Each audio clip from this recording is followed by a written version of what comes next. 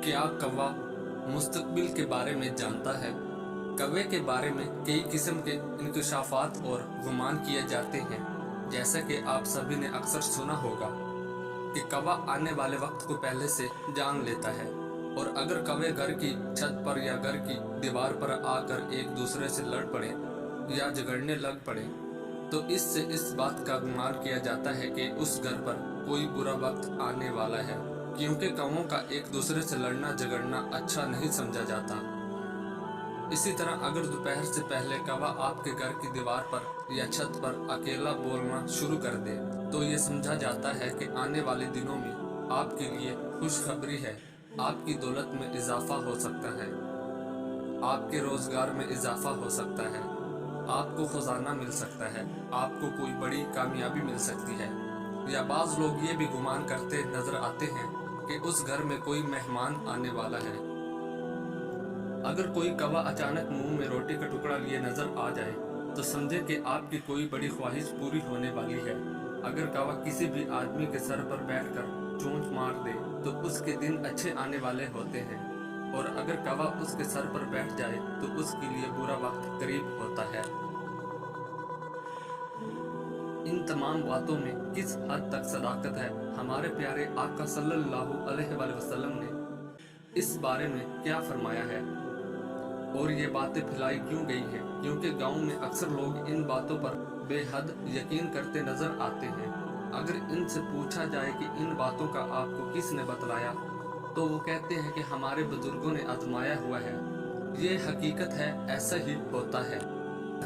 यहीं पर एक नुक्ता नज़र आप सभी के साथ ये भी शेयर करते चलें कि जैसे कई लोगों का ये गुमान है कि हमारे बुजुर्गों का आजमूदा है, या हमारे बुजुर्गों ने ये बात कही तो सच कही। इस बारे में मैं सिर्फ इतना कहना चाहूँगा कि कुफार दीन हक का पैगाम सुनकर इसे इसलिए झुटला देते थे कि हमारे बाप दादा इस बात पर अमल करते थे, तो हम भी यही करेंगे, और दीन हक को झुटला देते थे, हालांकि वो लोग सरासर गुमराही के रास्ते पर थे।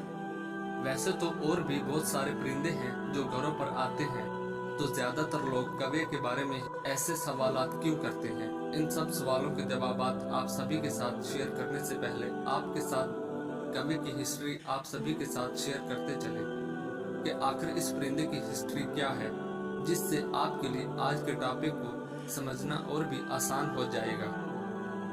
कौवा बहुत चालाक परिंदा होता है, उसकी नज़र बहुत तेज होती है, जो उसे खुराक और दुश्मनों से आगाह करती है।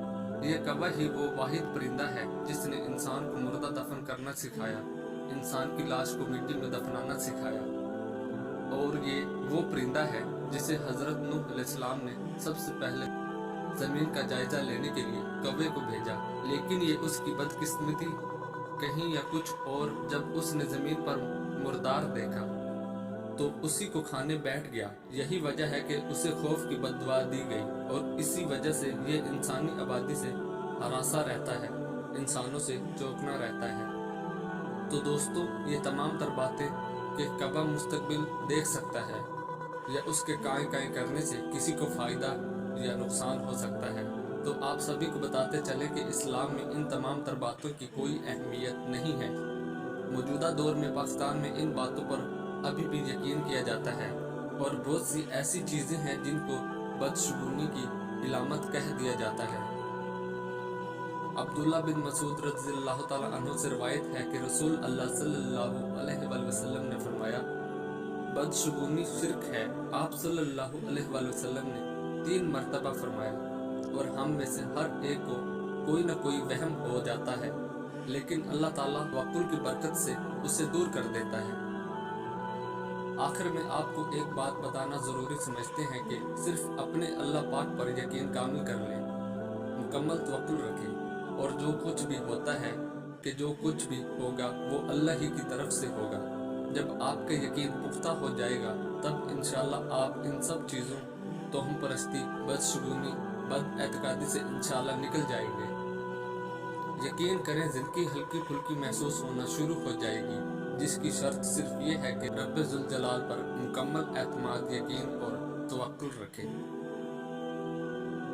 اگر آپ اپنی آواز کو خوبصورت بنانا چاہتے ہیں تو نہار منہ نیم گرم شہد چاٹ لیا کریں۔ ناک پر تیل لگا لینے سے ڈپریشن کم ہوتا ہے۔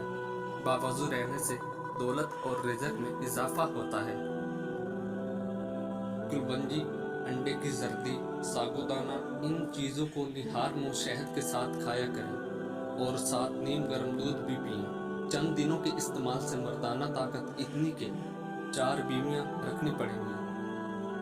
دودھ میں سیب کا رس شامل کر کے پینے سے چہرے پر نکھار آتا ہے۔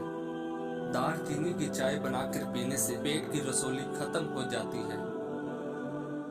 ایلو ویرا میں ہلدی ملا کر چہرے پر لگا لو، داغ دور ہو جائیں گے۔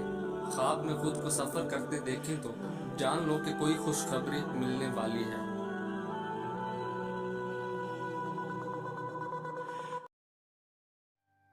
پرسکون رہنا چاہتے ہو تو اپنی کامیابی پر یقین ایسے رکھو جیسے تم رات کے بعد صبح ہونے کا رکھتے ہو۔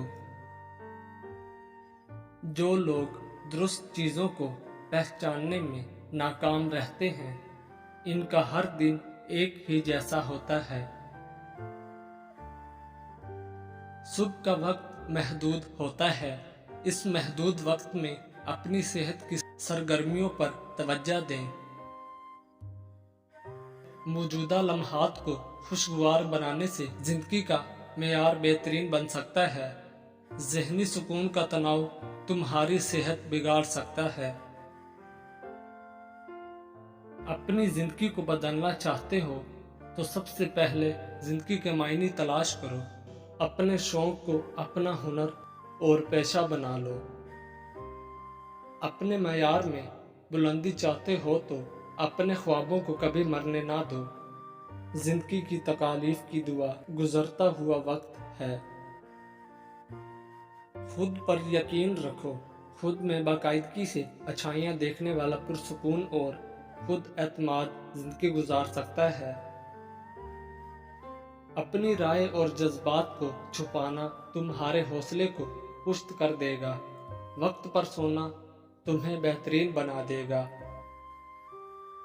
تمہاری زندگی کسی بھی لمحے بدل سکتی ہے، لہٰذا اپنے مقصد کو جاری رکھو۔ زندگی کے لیے سفر منزل سے زیادہ اہم ہے۔ روح کی پرورش کے لیے اپنی امید کو زندہ رکھو۔ موجودہ وقت تمہاری نسلیں سنوار سکتا ہے۔ اپنے خوابوں پر خاموشی سے کام کرنا تمہارے لیے ترقی کی راہ کو ہموار کرتا ہے۔ اپنی چنگاری کو بیدار رکھنے کے لیے وقت نکالو۔ غیر متوقع جھٹکوں سے بچنے کے لیے اپنے دل کی بات کو سنیں۔ اپنے دل پر بھروسہ کریں، لیکن استعمال اپنے ذہن کو کریں۔ مشورہ مانگنے سے پہلے غور کریں، آپ کس سے مانگ رہے ہیں۔ زندگی میں بہت آگے جانا چاہتے ہو تو لوگوں کے ساتھ مہربانی سے پیش آؤ۔ جو چیز آپ کے ذہنی حالات کو خراب کرے ان کے بارے میں سوچنا چھوڑ دیں۔ شکر گزاری تمہیں ذہنی دباؤ سے بچا دے گی۔ بدن میں طاقت پیدا کرنے کے لیے کھجور اور بادام پیس کر بکری کے دودھ میں ڈال کر پی لیا کرو۔ معدے کے تمام امراض سے بچنے کے لیے جامن کھایا کرو۔